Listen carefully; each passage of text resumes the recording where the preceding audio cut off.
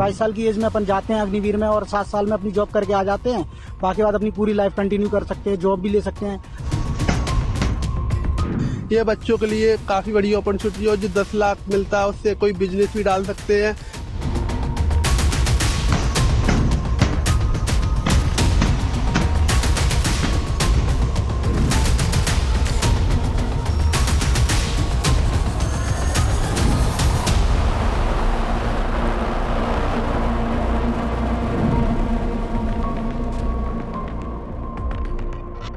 सेना द्वारा किए गए जरूरी रिफॉर्म्स का एक उदाहरण अग्निपथ स्कीम भी है।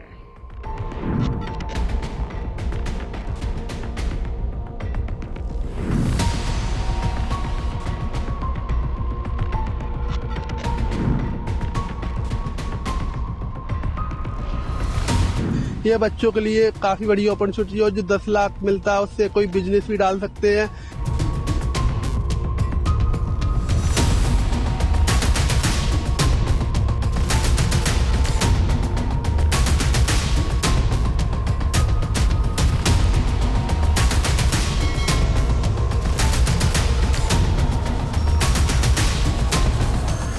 हमारी सेनाओं ने बीते वर्षों में कई साहसिक निर्णय लिए हैं। सेना द्वारा किए गए जरूरी रिफॉर्म्स का एक उदाहरण अग्निपथ स्कीम भी है। दशकों तक संसद से लेकर अनेक कमेटी तक में सेनाओं को युवा बनाने पर चर्चाएं होती रही है।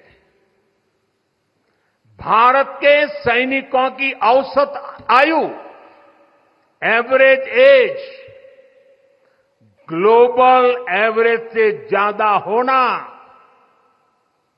ये हम सबकी चिंता बढ़ाता रहा है। इसलिए ये विषय बरसों तक अनेक कमिटियों में भी उठा,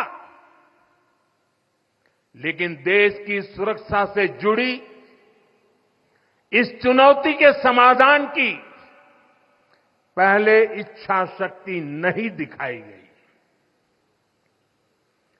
शायद कुछ लोगों की मानसिकता ही ऐसी थी कि सेना मतलब नेताओं को सलाम करना, परेड करना।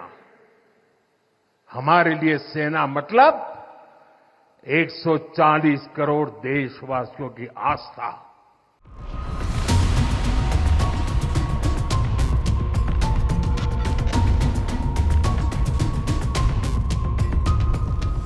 मैं तो हैरान हूं,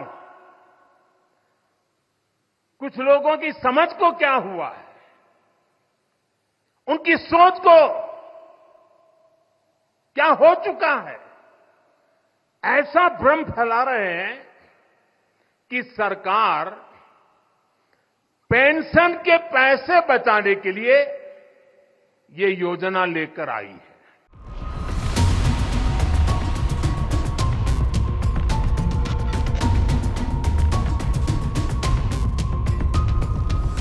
Professional reputation of the Indian Army is extremely high around the world. It's considered one of the most professional armies in the world. And to maintain that professionalism is in the interest of the entire nation. Now, when you create a situation where soldiers can be trained for 6 months and then serve for 3 or 4 years, what you're doing but diluting the quality of training and professional opportunities available to the Indian Army. I believe it's deeply damaging. The only rationale for it is indeed to save money on the pension, and therefore I think that the Congress stands justified in its insistence that we will scrap the scheme when we come to power.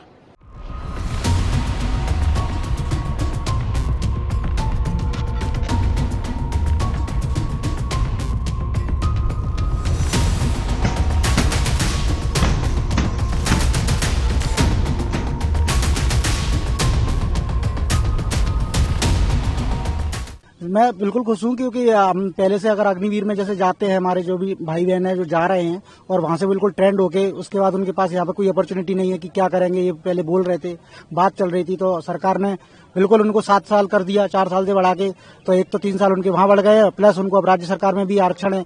तो चूंकि जब आरक्षण यहाँ है तो उनको आगे भी लाइफ जीने, मतलब लाइफ में बिल्कुल सोल्यूशन मिल जाएगा कि चलो एक वैकेंसी वाली है यहाँ पे है। आप जैसे युवा तमाम कंफ्यूज थे, क्या लगता है कि आपको कंफ्यूजन दूर है? हाँ बिल्कुल कंफ्यूजन दूर है, क्योंकि एक अच्छी अपॉर्चुनिटी अगर एक समझा जाए तो कि अपन एक 22 साल की एज में अपन जाते हैं अग्निवीर में और 7 साल में अपनी जॉब करके आ जाते हैं, बाकी बाद अपनी पूरी लाइफ कंटिन्यू कर सकते हैं, जॉब भी ले सकते हैं। अन्यथा इतना तो मिल ही रहा है कि अपन एक कुछ बिजनेस भी स्टार्ट करके अपना लाइफ निकाल सकते हैं। चूंकि पहले के देख लो तो 60 साल तक वो 45 साल तक वहीं पे करते रहते थे, अपना घर परिवार भी नहीं देख पाते थे। अब चूंकि 7 साल में वो इतना कुछ कर सके, अपने घर आ सकते हैं, अपने माता पिता के साथ रह सकते हैं। ये मुख्यमंत्री जी ने जो कल हमारे लिए घोषणा की है, एक बच्चों के लिए बहुत बड़ी अपॉर्चुनिटी है। जो अभी तक बच्चे भ्रम में थे, हम 4 साल बाद क्या करेंगे, कैसा कैरियर होगा हमारा, और जो तमाम तरह के कंफ्यूजन थे, वो हमारे मुख्यमंत्री ने कहीं ना कहीं लगभग 70-80% उसका सॉल्यूशन दे दिया है। उसके बाद हमारे लिए आर्म फोर्सों में भी 10% आरक्षण दिया गया है, और MP, UP और छत्तीसगढ़ और उसके बाद हरियाणा पुलिस में भी 10% का आरक्षण दिया है यहाँ पे। तो ये युवाओं के लिए काफी अच्छी अपॉर्चुनिटी है। यहाँ पे 17.5 साल में जाइए, 4 साल में करके आया, 22 साल तक बच्चा आ जाता है, फिर उसके बाद अब पुलिस में भी ज्वाइन हो सकते हैं। ये बच्चों के लिए काफी बड़ी अपॉर्चुनिटी है, और जो 10 लाख मिलता है उससे कोई बिजनेस भी डाल सकते हैं। सरकार ने बच्चों को एक बहुत अच्छा इसमें अवसर दिया है एक तरीके से।